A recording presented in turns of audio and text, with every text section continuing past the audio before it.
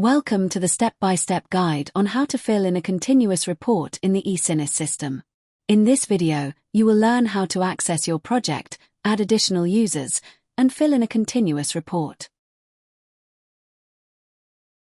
Log in to your eSINIS account.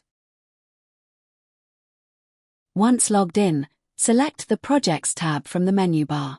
In the My Projects section, you see all projects associated with your account.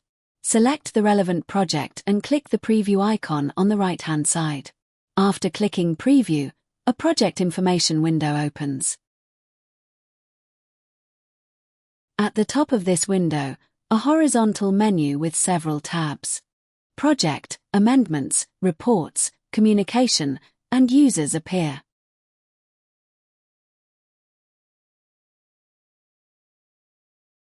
Multiple users can contribute to continuous reporting. To manage user access, go to the Users tab. If no additional users need to be added, you can proceed directly to the Reports section. To add a new user, click on the Add User button. In the pop-up window, enter the full email address of the person you wish to add. Their details will appear automatically. Please note that only users who have already registered in the eSINIS system can be added. Next, assign the appropriate permissions. For example, view only or full editing rights. And click Save. Once saved, the user appears on the list. You can update user permissions or remove the user from the project at any time. After all relevant users are added, click on the Report tab to proceed with the reporting. There are two types of reports. Continuous report is available from the beginning of a project. Periodic report is available at the end of a reporting period. To fill in the continuous report, select Continuous Report tab. Before you proceed with filling in the continuous report, please carefully read the Guidance section. This section provides general instructions and important information on how to fill in the report. Under the Continuous Reports tab, several sections that must be completed are displayed. These include Work Packages, Activities, Deliverables, List of Critical Risks, and the Communication, Dissemination, and Visibility section. To navigate these sections, use the Preview and Edit icons. The first section is Work Packages, Activities, Deliverables. Please note that if a work package contains an activity that was scheduled to start but no information has been entered, the work package title will be highlighted in red. To start reporting on activities and deliverables, select the Edit icon next to the relevant work package. This will open a separate reporting window. This window consists of two tabs, Activities and Deliverables. To navigate between them, simply select the corresponding tab. Let's take a look under the Activities tab. A list of activities under the chosen work package is listed. Each activity displays key information from the grant agreement.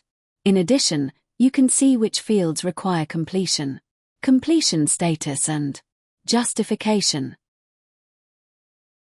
Select the relevant completion status for each activity. If the activity is not scheduled according to the project timeline outlined in the grant agreement, no justification is required.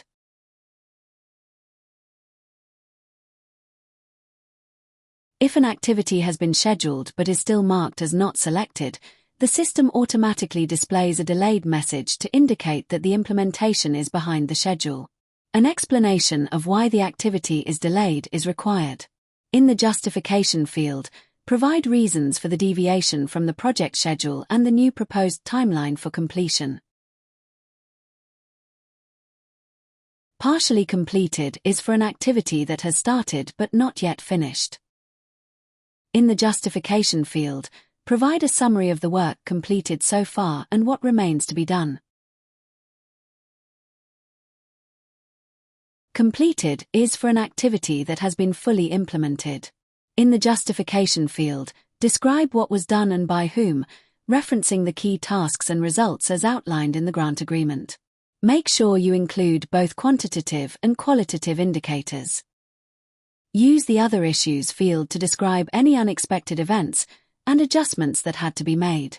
Explain impact on other tasks, available resources, and planning. Use this section to provide additional information that was not included in the Activities Justification field. To report a deliverable, open Deliverable tab. Click the Edit icon next to the deliverable. A new window information about deliverable will appear. First, in the description field, explain what was done and by whom. Describe how the deliverable meets the requirements outlined in the grant agreement, including both qualitative and quantitative indicators. In the Achieved Quantity field, enter the number of deliverables actually achieved. Upload supporting documents proving proper implementation of the deliverable. Submission of supporting documents is mandatory. Click the Upload Document icon and select the document to upload. The document will then appear on the list of attachments. You can attach as many documents as you need. The maximum size for a single attachment is limited to 25 megabytes. Two options at the bottom are available: Save and Submit. If you haven't completed all the fields or if you need to return later, select Save. If the deliverable is fully completed and ready for review, select Submit.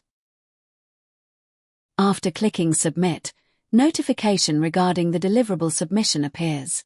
Select Continue to proceed. The status of the deliverable changes accordingly to whether it is submitted, or Draft if deliverable is saved but not submitted. In case you are behind the implementation schedule for a deliverable and need to request an extension, select the relevant deliverable and click Edit. In the deliverable window, additional fields titled New Due Date and Propose New Due Date will appear. Fill in the description section and explain the reasons for the delay, how you intend to handle the situation and the new timeline. Once all the information has been entered, fill in the proposed New Due Date section and select Save. Once saved, the information will be visible to the granting authority for a review. Once the granting authority has verified the proposed new due date, the new due date column will be filled in automatically. If you are behind schedule for submitting the deliverable but have implemented it, do not select Propose New Due Date. Instead, fill in the description section and add supporting documents proving the proper implementation of the deliverable. Indicate the quantity achieved and select Submit. Once a deliverable has been submitted, the granting authority will review it. Based on this review, the status of the deliverable can change to Approved or Rejected. To track the changes, follow the status updates in the Status column.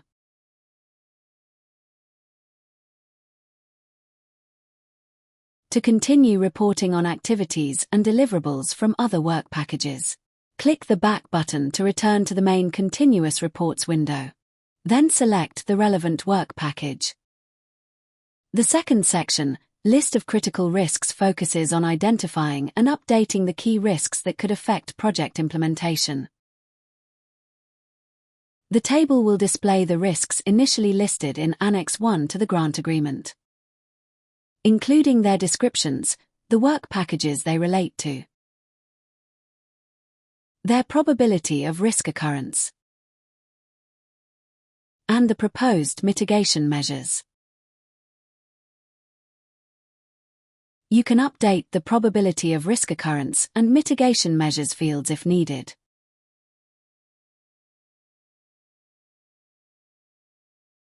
The State of Play section must be completed for each identified risk during both the first and second reporting periods.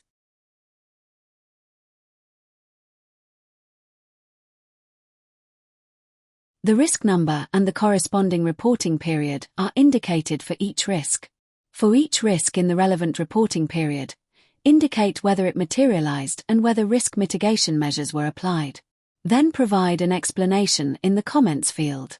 You can return to this section and update it at any time during the reporting period. Use the Add Unforeseen Risk button to add any new risks that were not originally outlined in the grant agreement. Please note that once a risk has been added, it cannot be removed and will remain visible in all subsequent reporting periods.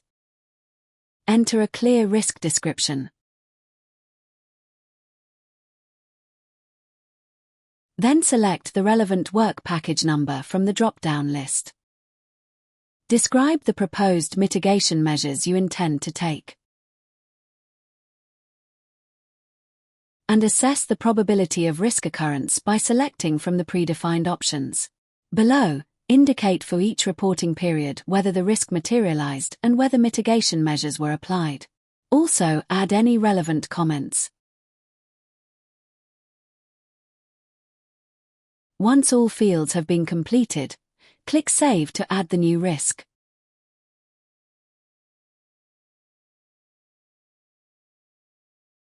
To return to the main Continuous Reports view, click the Back button. The final section is Communication, Dissemination, and Visibility. To begin, click the Edit icon on the right-hand side of the section. In this section, report on the communication, dissemination, and visibility measures implemented during the reporting period. If your project includes a dedicated work package for communication and dissemination, only enter information here that is not already provided in that work package. Describe who the activities were addressed to, which format they were delivered in, and how many people were reached. Clarify how you engaged with target groups, stakeholders, policymakers, and the general public. Explain how the visibility of EU funding was ensured. To return to the main window, click the Back button. By clicking on Download button, you can review information filled in the continuous report. Data entered in the continuous report by the end of the reporting period will be automatically transferred to the technical report, Part A, of the periodic report. Thank you for following this step-by-step guide on completing a continuous report. If you have any questions or need further assistance, please contact the support team using provided email.